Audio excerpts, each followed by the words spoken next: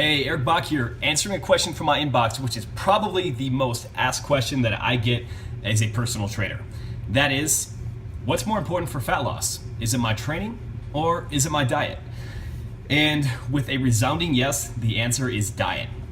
So for one moment, I'm going to divert my eyes and look at a couple studies got pulled up on my computer and really show you why diet is so much more effective in terms of building the body that you want than just training alone.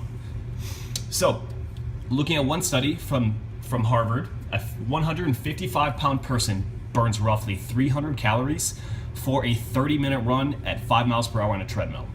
Taking a step further, somebody who's 185 pounds, 355 calories in half an hour. Not a crazy amount. And then we look at weight training.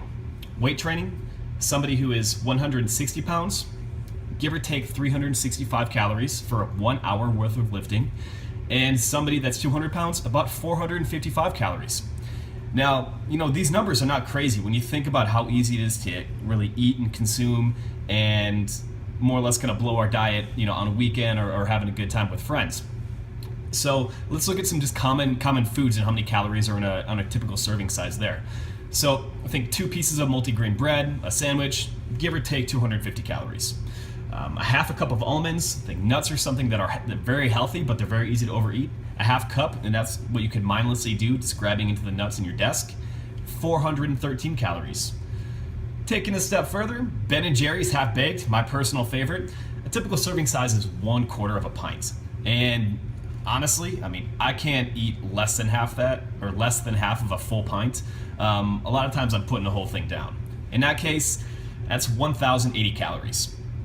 So, as you can see, the caloric amounts that are in foods are much easier to accumulate than it is to burn off.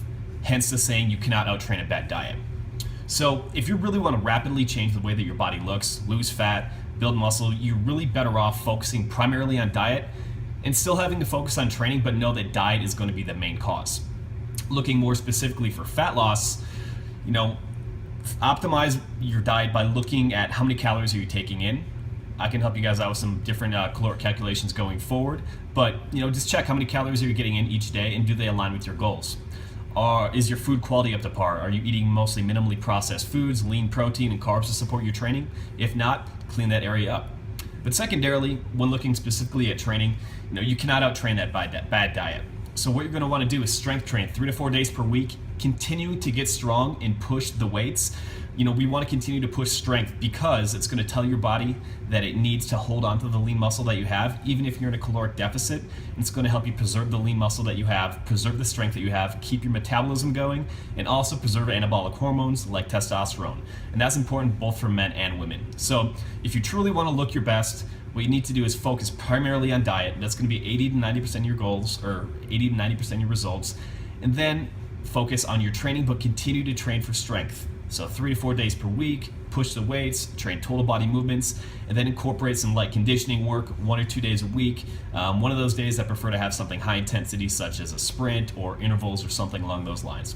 But your big takeaway, if you really want to change the way that your body looks, if you really want to burn fat and see what's going to be most important for you, focus on your diet first, training second.